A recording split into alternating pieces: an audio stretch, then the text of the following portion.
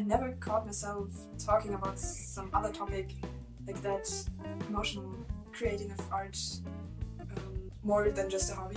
So I kind of get into it again. Of course, it sometimes affected me, but I saw the opportunity to grow.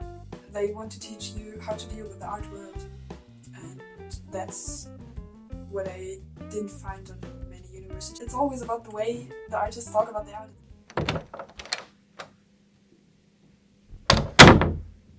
My first contact with art was in school. It's kind of similar to high school, but with a specialization. So you could choose between social courses, art, economy, and I decided to go for art. And after that 3 years, I did not really think about studying that directly or like in general to make it as an artist. I searched for something else. That was in my case horticulture, which I began to study, till I missed the community and the environment of art and the creating of art more than just a hobby. So I kind of get into it again now. Pursuing art as a profession wasn't a decision of a specific day or a situation. It was more like in the small moments when I doubted on studying horticulture. And I remember one day when I've been to a gallery where I met an artist, and she was just so heartwarming. And when I read her biography, I was so amazed that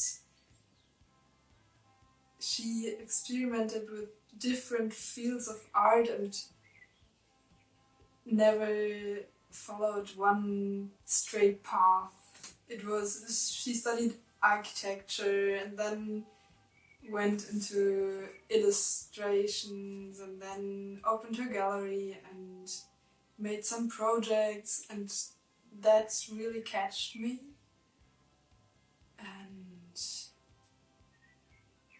also in those small moments where I go to galleries and find art that really amazes me and inspires me to think about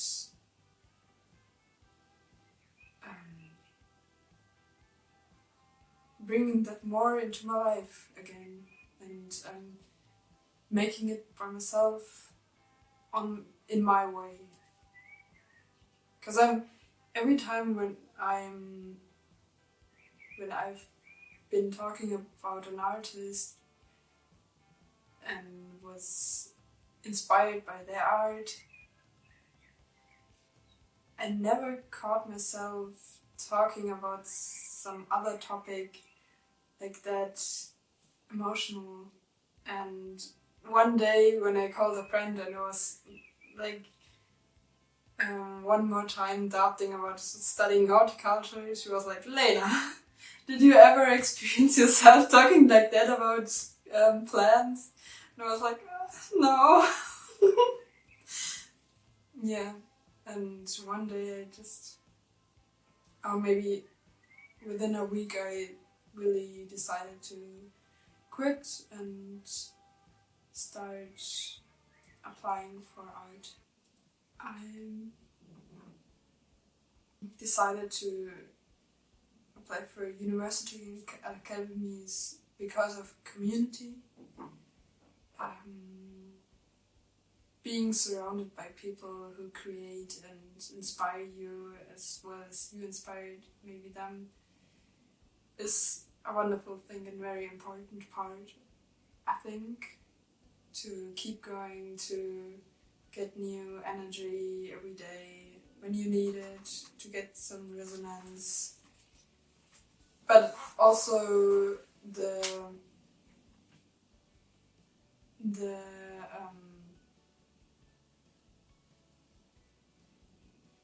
the possibility to experiment with different mediums, because at most academies and universities they have different studios to do ceramics or wood, which I couldn't do at home. So there are many opportunities as well. Another reason why I applied for art school or university is that I expect there to have professors who are artists or used to work in the art field or still do, and give me their experience or help me when I need help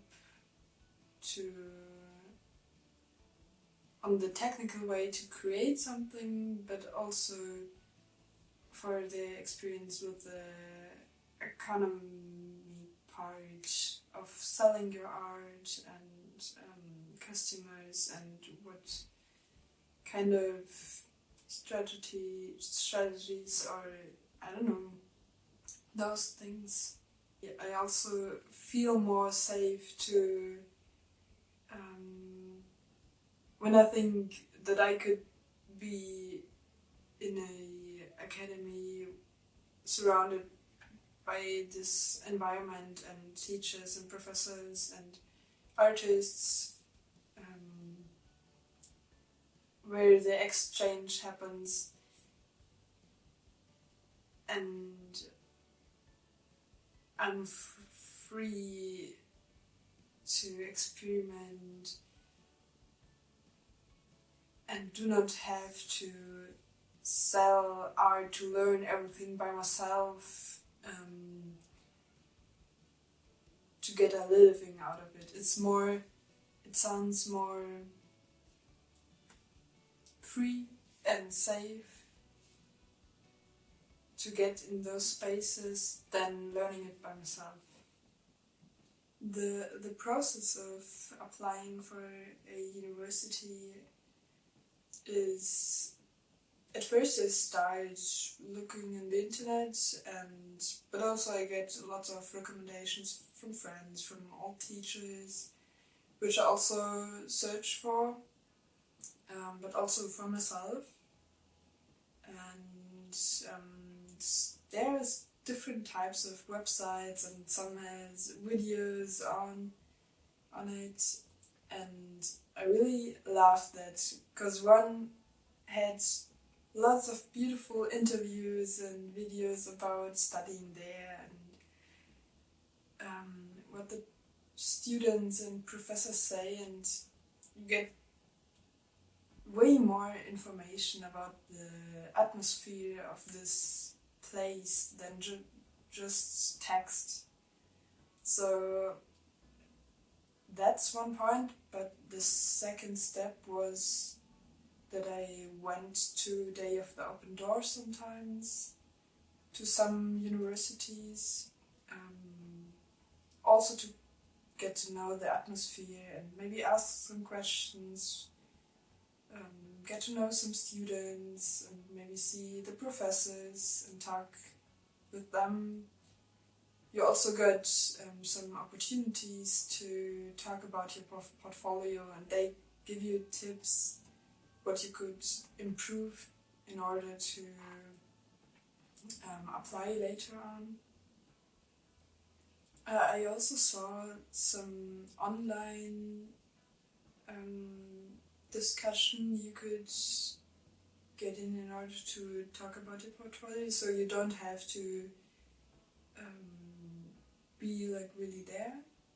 There are some opportunities sometimes to do it also just online. And I think the Day of the Open Door is always the last step, so it's that day I decided, oh, I like this place, so I apply there. Or I don't like the atmosphere, so I don't. And then there is just the following process of applying, which is giving the digital portfolio, and when they evaluate when they like it, they give you the opportunity to show up one day, and you get a task in a defined range of time, and you do that, and after that it's clear if you can get in or not. And when you talk with someone about your portfolio, they usually, which I felt they searched for individuality, but also where you technically stand, what's your art style, which medium do you use, which topic interests you, do you do it out of your head, do you have reference? Those questions I got asked. I wouldn't say they look for variety in a technical way or in the topics you use. Because I also heard one story of a student who made a photo series of 30 photos just with phone camera, but they saw her style in making photos, and she could get in, even though she didn't try out several mediums. It's just they saw her passion and her style, and that was enough. And maybe someone else who has lots of interests in trying out oil and acrylics and drawing, he or she can get in because he's like interested in different things. So it's very personal. I don't think it's about having a style or not having a style. Both can be there. You can find it and discover it, but you can also perfect it. Dealing with criticism isn't the first time in the application process for me. I talked with an old teacher of mine and a friend of my parents who's a professional photographer and deals with a lot of portfolios. And I got their impression of my portfolio first and then got into the process. And when it comes to negative criticism, I always had the luck that it was constructive. So they also said what they liked about some, but also what they didn't like and what I could improve. So of course it sometimes affected me, but I saw the opportunity to grow. If I had to describe to you what I expect from studying there, from the time after university, maybe I just can't. I'm just excited for the process, and that's one thing which attracts me studying arts. It's so free that you, or at least myself, I can't really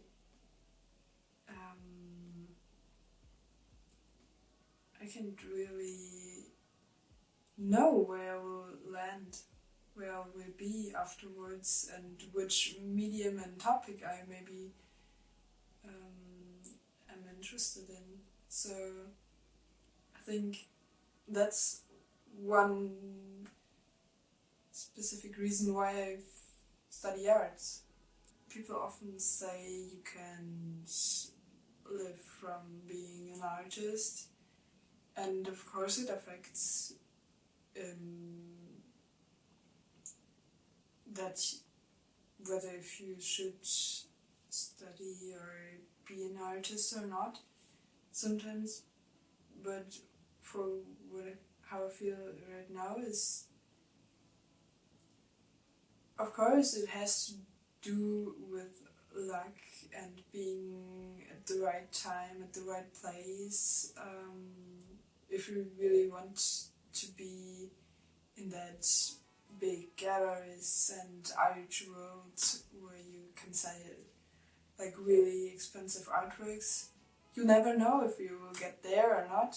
But if not, there are lots of opportunities to combine your art background with other topics or be self-employed, having your own gallery. And I think you will be somewhere where you maybe didn't expect at first, but still enjoy. Right now, I honestly don't know about the opportunities of making a living out of art, the different types of, but that's one point why I decided to go for university, because some provide you with some courses which they give you that information. I saw one university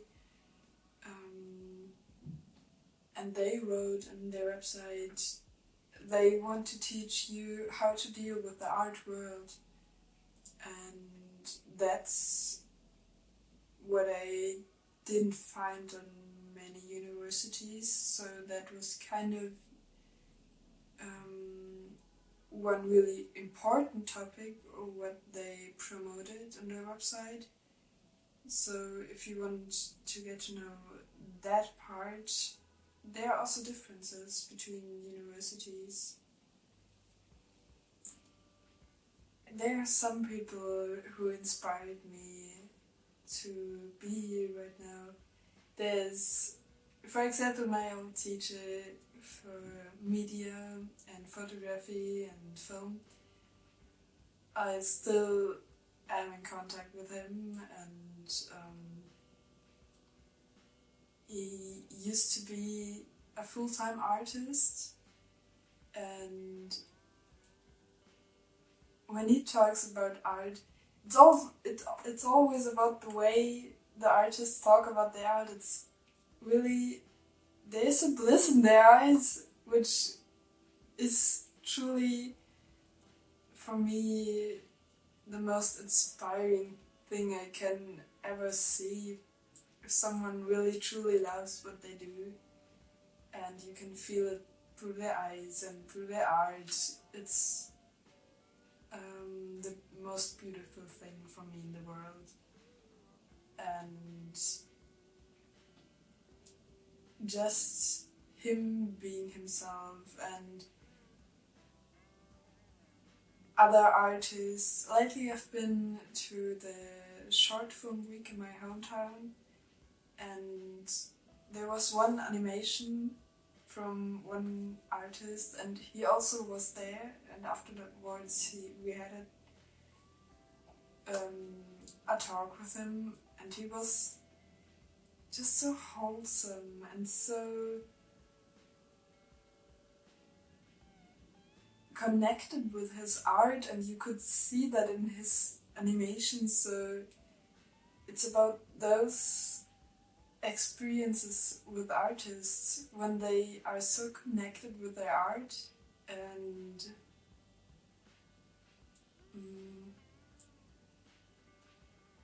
I sometimes am afraid of the art world, because they do so amazing things and are so different, and there are artists who give me a feeling of being not enough, and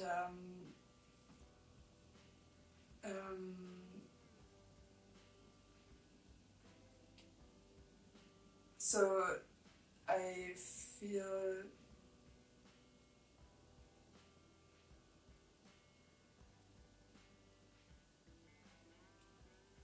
feel sometimes feel intimidated.